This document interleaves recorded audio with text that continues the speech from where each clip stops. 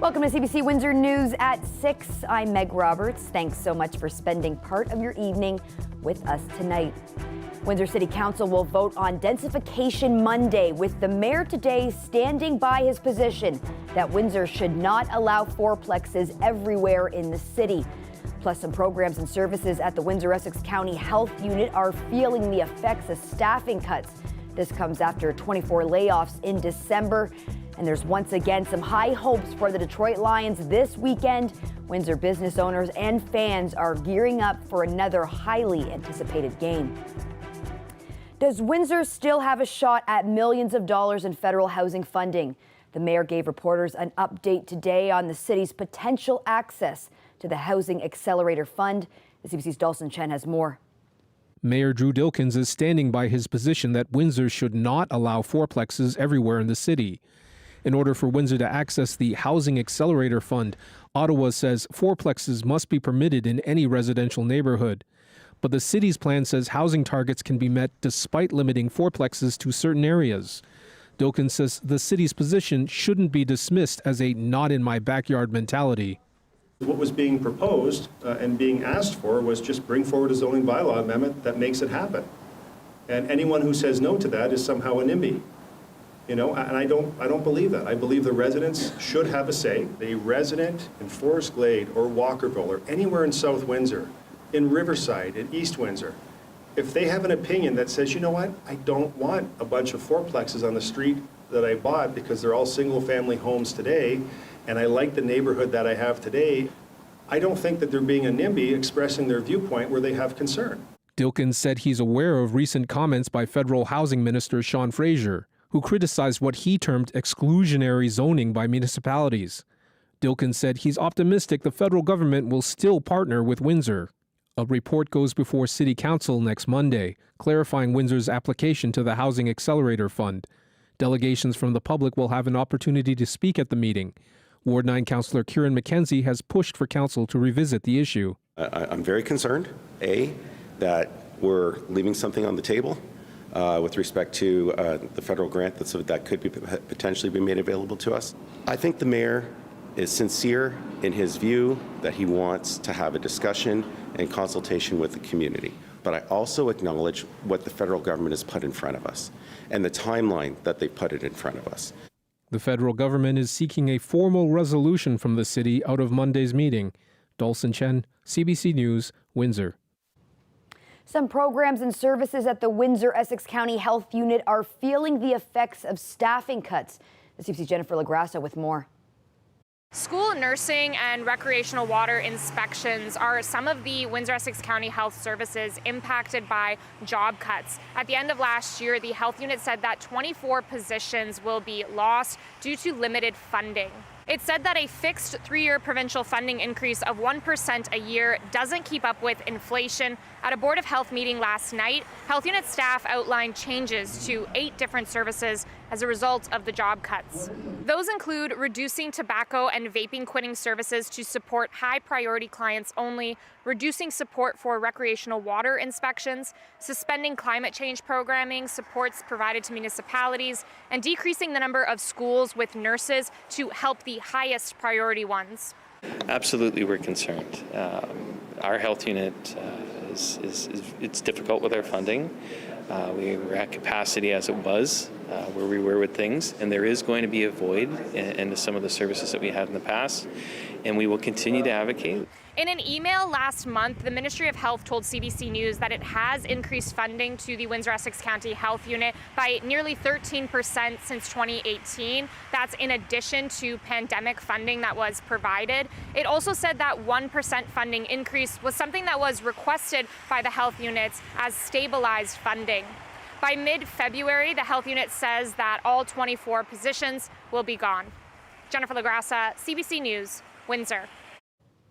It's another weekend Detroit Lions fans won't forget. Sunday, they take on Tampa Bay in Detroit for a second week in a row. The explosion of excitement having big impacts on businesses locally as they cash in on a monumental moment. Dale Mullner brings us that story. For this Sunday's Detroit Lions game, John Mack's Sports Bar can't take any more reservations. They're planning for a full house, which is exactly what happened during the Lions playoff game last Sunday.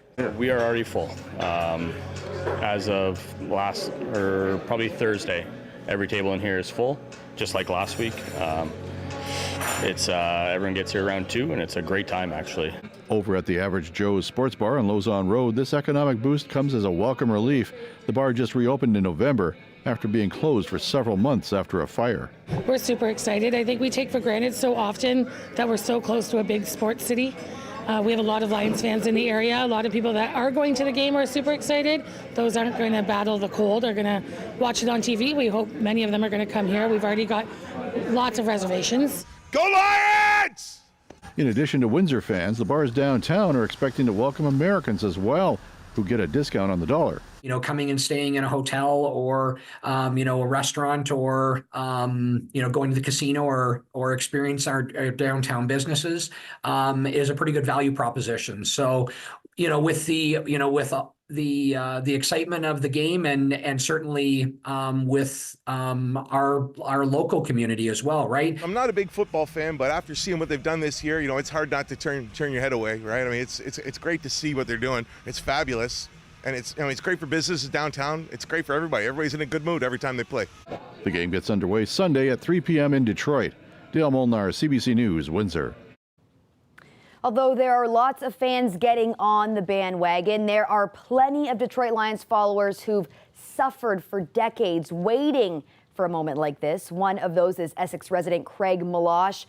But right from the beginning, he knew this season was different, and so he decided to start preparing for the Super Bowl parade route, the one he hopes will come right down Woodward Avenue. He started after the Detroit Lions' first game, which was a big win against Kansas City.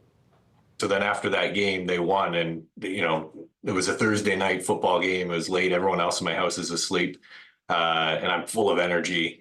So I went running out to my driveway and snapped a picture and tried to crop it so it looked like I'm sitting on a sidewalk, and sent it out to the family and said, I'm saving my Super Bowl parade spot. And then it started where people would be messaging me and saying, oh, you should do this for the next picture. Or people started bringing me stuff. Like a coworker brought me a cooler bag from one of the games. And so that was in the next picture. And then somebody asked if I could save them a seat at the parade. So then there started being empty chairs.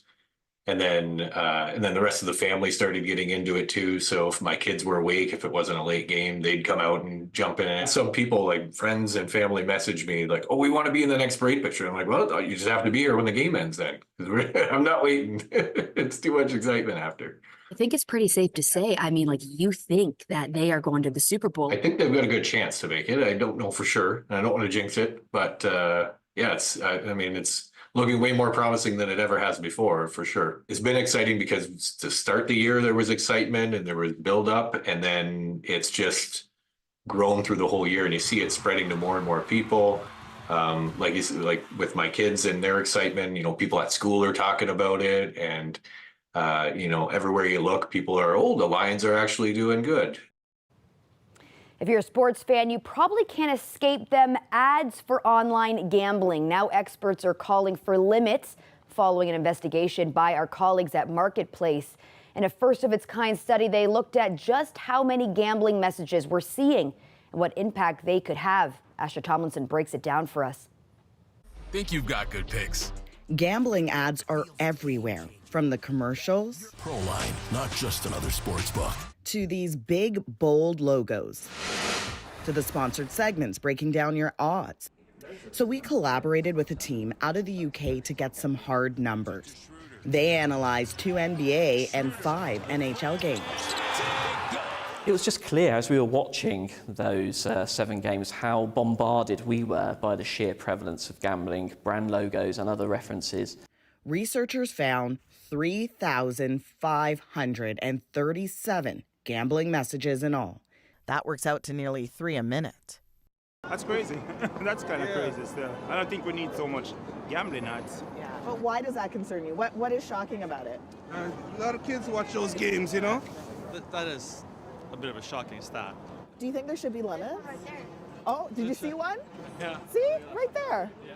Experts say this is potentially harmful for young people and problem gamblers. In our second quarter, we've had more calls than the entire last year. It's been online gambling, often younger men, sports betting online. Paul Burns represents the industry and says advertising is highly regulated. So how do you respond to people who say, this is too much, it's excessive? Some people think it is and some people don't think it is. I think that there's always more we can do, and we will continue to do that, and we are. We reached out to both the NBA and NHL, no official comment. As for the broadcasters, CBC says that Sportsnet controls the advertising. Sportsnet tells us they want viewers to enjoy betting responsibly, and they do follow regulations. Same for TSN. They add that responsible gaming is a key element of their approach. And one stakeholder says that our findings appear to be overstated and that to count each logo is not the right way to measure overexposure. Asha Tomlinson, CBC News, Toronto. Flooding has forced the closure of the University of Windsor's CAW Student Center. That means students are being directed to off-campus medical clinics and mental health supports. The university said a water main line broke yesterday morning, causing all that flooding. There has also been a temporary power outage to the building due to weather.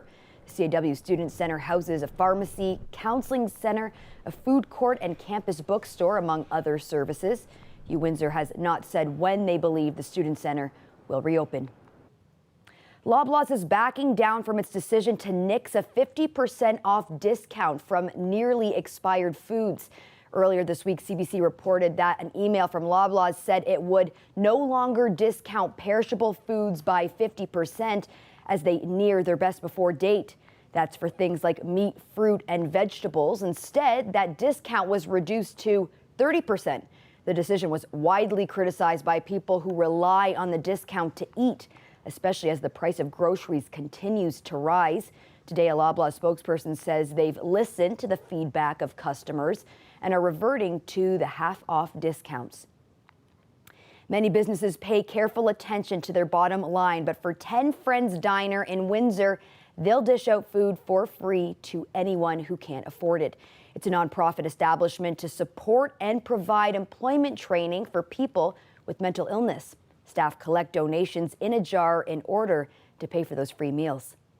The homeless fund means everything so we can feed people that are homeless and they can't afford food. Personally, it's gratifying. It's gratifying. It's nice to be able to give out to other people, and it makes me feel good. Gives a free meal to somebody right off the street. They get a happy face. They sit in our establishment. They interact with our people. They're very polite and very graceful that we gave them a meal. If you're piecing together weekend plans over the next few months, LaSalle's Event Center might be the spot for you.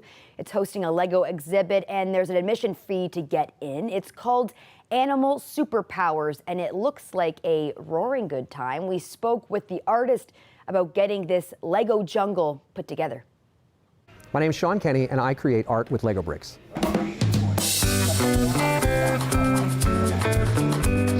The exhibition here today is called Animal Superpowers, and I'm the artist behind the exhibition. It's a series of sculptures all created entirely out of Lego bricks that showcase all of the really cool powers that animals have, and also a little bit about how they're a lot like you and me. I've been playing with Lego toys ever since I was probably 2 years old, and my creations just became more and more elaborate as I got older. Now I've been doing it full time for nearly 20 years. Every single sculpture that I create always starts out as a drawing. What is this creature doing? How can I relate to it as a person? I'm a dad, so I made a polar bear that's a mom, and it's together with its babies, and they're all in love. I create these sculptures, and I design them on a computer so that I can sort of see them before they're put together, figure out what they're going to look like, but then it's really just the process of building, building, building. Every single one of these sculptures is built with regular off-the-shelf Lego pieces, nothing special. Place them down one by one until the sculpture is done. All of the sculptures here at the exhibition use 1.3 million Lego pieces, and it took almost 5 years of full-time work to put it all together. What do you want people to get out of this? I think that creating art with Lego bricks is really inspiring. Kids really get excited about it because they can imagine themselves doing it themselves, and they want to go home and build stuff. And I think that parents too get really excited because, you know, I'm a parent and I infuse a lot of that into my work. And so hopefully adults can take something away from it, that it's more than just a stack of Lego pieces pressed together the right way. There's a message there behind every sculpture that I make. Sure gonna feel like a wintry weekend with cold temperatures and some flurries. Your full weather forecast coming up after the break.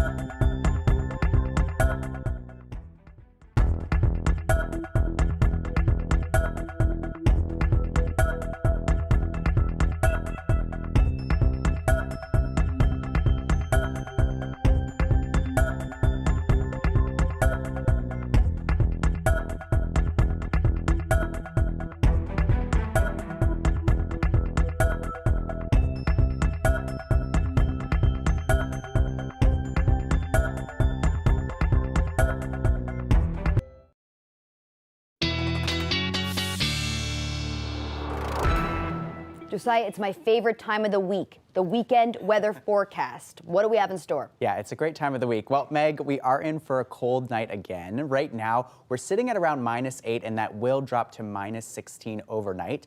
But the good news, that snow will take a break this evening.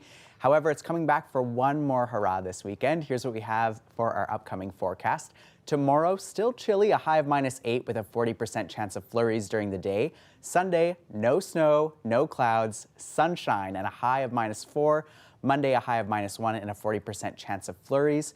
Tuesday, things start to take that turn, a high of +3 and periods of snow or rain that day. And Wednesday, a big jump, a high of +7 and a 30% chance of rain. Josiah, those are very nice temperatures, and that will make people that are going to the Lions game Sunday or going to the Red Wings game happy as they cross the border.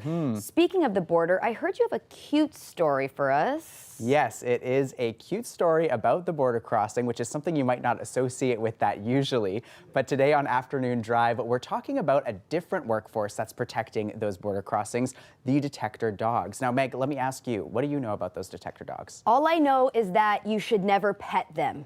You're right about that. And you know what? Also on the Afternoon Drive today, we learned a little bit more because we actually spoke to one of the dog handlers who works at the Canada Border Services Agency here in Windsor. And he told us some amazing things about these dogs that might surprise you. Number one, how much the CBSA relies on them. They say they're one of their #1 tools. But what got me, though, is what they're looking for in those dogs. So I want you to get rid of this idea of the police dog image you might have in your head. These are friendly, energetic dog breeds that are good with people. There's actually no aggression training. And our guest told us that this is kind of like a game for them. So they're trained to sniff out those specific things, and the training is very rewards-based. So that's 3 different groups of these dogs.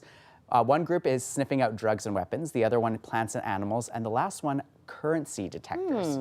And get this, the program, even though it's throughout the whole country now, it actually started here in Windsor in 1978. Wow. Yeah, and it was found to be very effective, and now you can find it at most of our border crossings throughout the nation. It is so fascinating to me, the people who work with these dogs all day. Can you tell me a little bit about the guest you spoke with? Yeah, so we spoke with one of the dog handlers in Windsor. He's been working with dogs for 25 years. His name is Officer Kyle, and he works in Windsor, as I mentioned. He was paired with an 18-month-old dog named Bear in May. Here's a photo of Bear. He is so cute, a lab and a German short hair pointer mix. He says that relationship is very close with his dog. They've learned each other very well. And Meg, you can read a Q&A on the CBC Windsor website about our chat with the CBSA tomorrow morning, or listen to that chat on the Afternoon Drive on CBC Listen. That is a very cute dog. Very cute, I know. I could be petting that at my home. I hope I see him next time I cross the border. Thanks so much for that, Josiah. Thank you, Meg. We've got more news coming up. Stay tuned.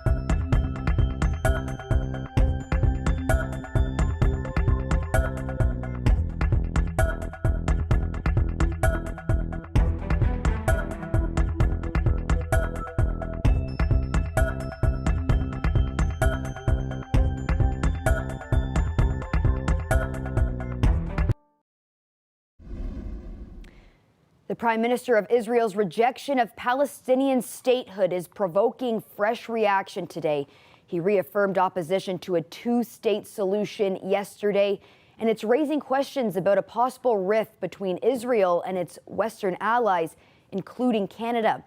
Prime Minister Justin Trudeau has spoken out in support of a two-state solution, and the U.S. has insisted the establishment of a Palestinian state is necessary to bring about a lasting peace. The Israeli Prime Minister says the war in Gaza will continue for months until complete victory over Hamas has been achieved. Israeli ground forces have been ramping up attacks in the southern city of Khan Yunis. Fire erupted at an oil storage facility in western Russia today after what officials in the region called a Ukrainian drone attack. They say the drone was brought down, but that it then dropped its explosives on the site. They say no one was hurt. Ukrainian media reported the country's security services carried out the attack, but that agency would neither confirm nor deny involvement. Thousands of anti-abortion activists gathered for the March for Life in Washington today. The annual event comes nearly a year and a half after the U.S. Supreme Court struck down Roe v. Wade. It legalized abortions nationwide in 1973. I'm asking you today to continue to come. This was the scene on the National Mall in Washington, not far from the White House. Since Roe v. Wade was reversed in 2022, Republicans at the state level have passed numerous restrictive abortion laws. 4 states are enforcing bans on the procedure throughout pregnancy. Others have bans that take effect at about 6 weeks, and in some states, bans are on hold amid legal proceedings. Anti-abortion activists are vowing to keep fighting until abortion is completely eliminated. Robots are taking over some tedious and repetitive tasks at fast food kitchens. Automation picked up during the pandemic as restaurants faced labor shortages. And for the workforce, it could mean big change is on the menu. Nisha Patel reports. From flipping burgers to serving up French fries or tossing together salads, robots are working hard behind fast food counters these days. Our core technology is designed with AI and machine learning. Ashkan Mirnabavi created Remy, an automated assembly line that makes salads, as many as 300 in an hour. The demand has been great, and we've received a lot of inquiries and purchase orders. Hi, and welcome to McDonald's. Fast food jobs are fast-paced and demanding, and studies have shown that after the pandemic, fewer people want to do them. Many big brands like Domino's turning to automation to fill the gap. Robotics companies say their machines could cut labor costs and shop customer wait times. Chipotle is testing a few options that could roll out in Canada sometime this year. They can do the same task over and over and over again with a very high degree of efficiency and success. The chain's Autocado machine cuts, cores, and scoops avocados, helping serve up a batch of guacamole in half the usual time. Chipotle says human workers are then free to focus on less repetitive tasks. Allow them to spend more of their time engaging with hospitality with our guests. Though companies are quick to declare that workers would see their positions change, not disappear, one report estimates more than 80% of restaurant jobs could potentially be done by robots. Experts say the sector's workforce could shrink permanently. So what happens to those jobs?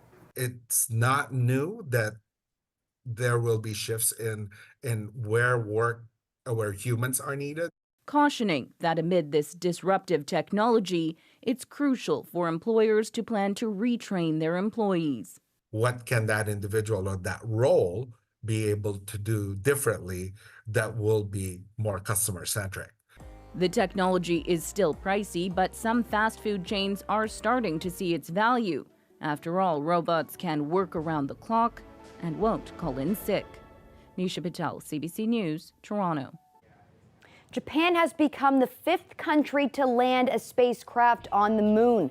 But there's a problem. 2 solar panels were supposed to generate power for the unmanned craft once it landed, but they aren't, and the craft is running off a battery. Officials suspect the panels are at the wrong angle. The mission was also testing an especially lightweight spacecraft. On available information, industry experts say they believe a soft precision landing was successful. That's it for CBC Windsor News. Don't forget, for news anytime, you can go to our website at cbc.ca/Windsor. Thanks so much for tuning in. I hope you have a great weekend. See you back here next week.